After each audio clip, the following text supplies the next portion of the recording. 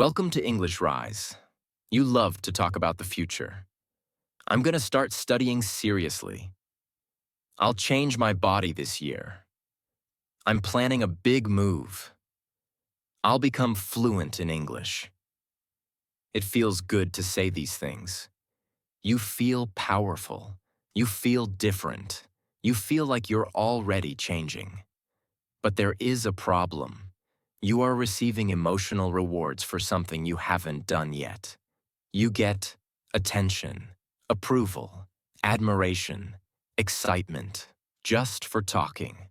So your brain thinks, why suffer doing the work if I can feel good just talking about it?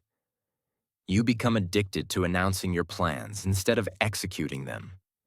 You say, I'm going to the gym. Next week I'll start waking up early. I'll study English every day now. You tell friends, you post online, you write it everywhere.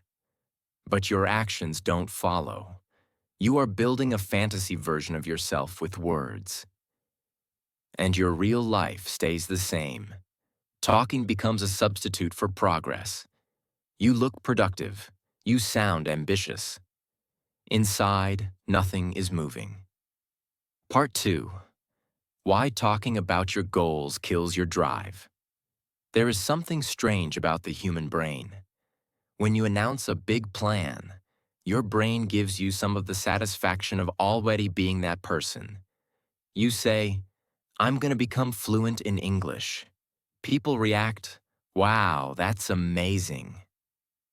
Nice, good for you. You're so motivated. You feel seen, respected, different. Your identity moves a little bit toward that new person, but your actions have not paid the price. So when it's time to sit and study, practice speaking, wake up earlier, say no to comfort, you feel less urgency. Part of the reward has already been collected in the conversation. You talk instead of build. You post instead of practice. You declare instead of discipline. Then, when you fail, you feel twice the shame. You didn't only fail yourself. You failed in front of an audience. So next time, you talk even bigger to cover the guilt. You become someone who is always about to change. Always talking. Rarely transforming. Part 3. Build in silence. Prove with results. There is another way. Instead of announcing, explaining, selling your future, you start building quietly. You wake up earlier without telling the world. Study English when no one is watching. Work on your body without posting every workout. Learn, save, practice without a show. No applause, no attention, no validation. Just you and the work. At first, it feels lonely. You think, no one sees my effort. No one knows what I'm doing. Good, because in that solitude, something powerful grows. Your self-respect. You are no longer using other people's reactions as fuel. You are building a life that is real, even if no one claps. Silence protects you from unnecessary opinions, jealous energy, people who secretly want you to fail, pressure to perform a character. Silence keeps the focus on the only thing that matters, the work itself. When you finally speak, you don't need to convince anyone. Your results will do the talking. Part 4. The danger of sharing with the wrong people. Not everyone deserves to hear your plans. Some people project their fears on you, laugh at your ideas, minimize your goals, remind you of your past failures. Say, be realistic, when they really mean, stay small like me. You share, I want to improve my English. They answer, why? You'll never use it. You're too old for that. You've tried before, remember? If you are not strong inside, these comments pierce your motivation. You begin to doubt yourself before you even start. You didn't protect your plan. Some people aren't evil. They're just limited. They're not willing to work on their future. So when they see you trying, they feel uncomfortable. Your effort creates a mirror for their laziness. Instead of changing themselves, they try to pull you back. You don't need that. Just enjoy life. You're obsessed. You've changed. They say you've changed like it's an insult. But if you want a different future, you must change. So you must choose carefully who hears about your growth. Part 5. When to share and when to shut up. Never share your plan doesn't mean you must live like a secret agent forever. It means share intentionally, not impulsively. Ask yourself, why am I sharing this? To impress? To look serious? To get approval? To hear wow? Or to get real support? To learn from someone ahead? To create an honest accountability with a trusted person? If you're sharing for ego, stay quiet. If you're sharing for growth, share, but choose carefully. Good people to share with. Those who live what you want to live. Those who respect effort. Those who tell you hard truths, not just sweet words. Those who celebrate your progress, not only big results. Bad people to share with. Those who mock. Those who gossip. Those who never build anything. Those who feel threatened by your evolution.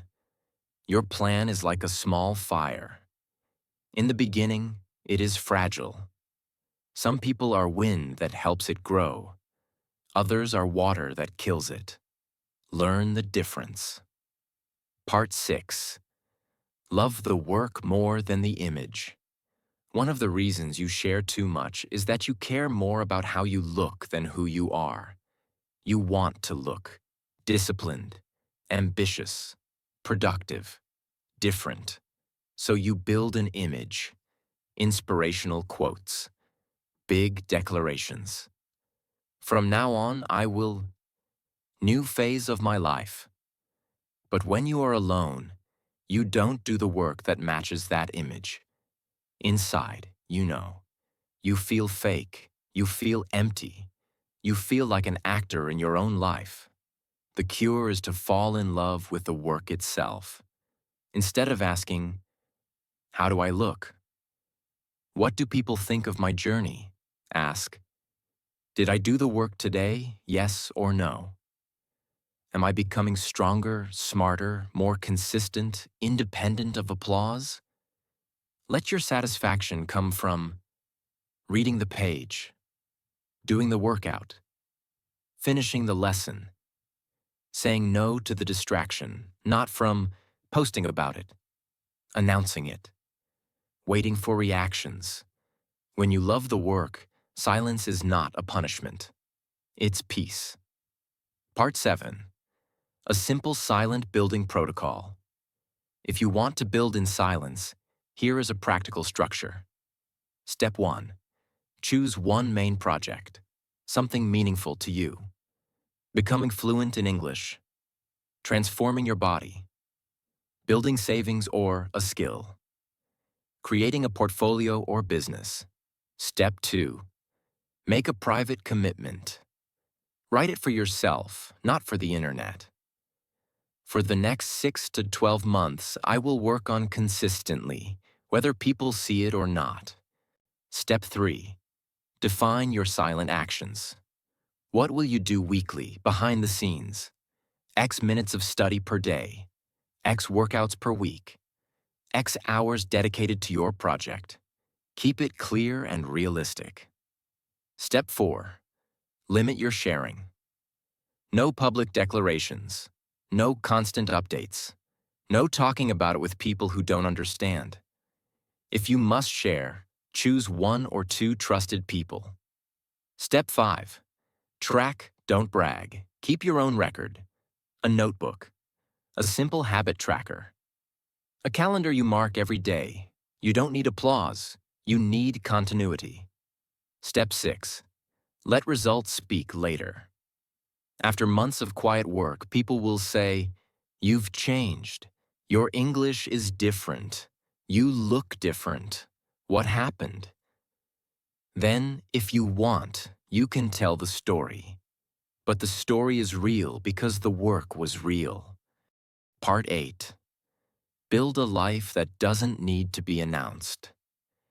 In a world where everyone is performing, one of the most powerful things you can do is to build a life that doesn't need constant performance. A life where your English is good even when no one's listening. Your body is healthy even when no one's watching. Your bank account is safer even if you never post it. Your mind is stronger even if no one says, "Wow." A life that is solid, not just loud. Never sharing your plan doesn't mean you isolate forever.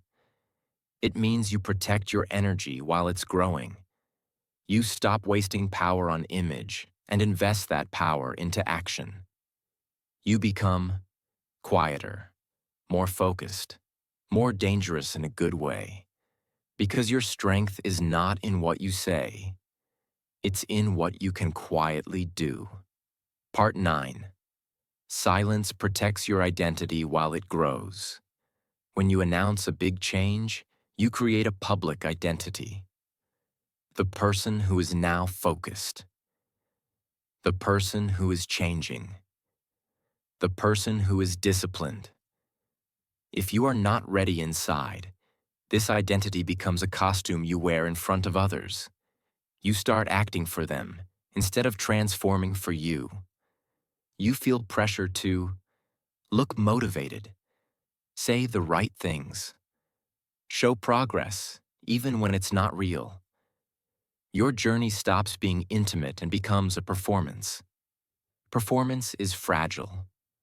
One bad week, and you feel like a fraud. In silence, your identity grows in private.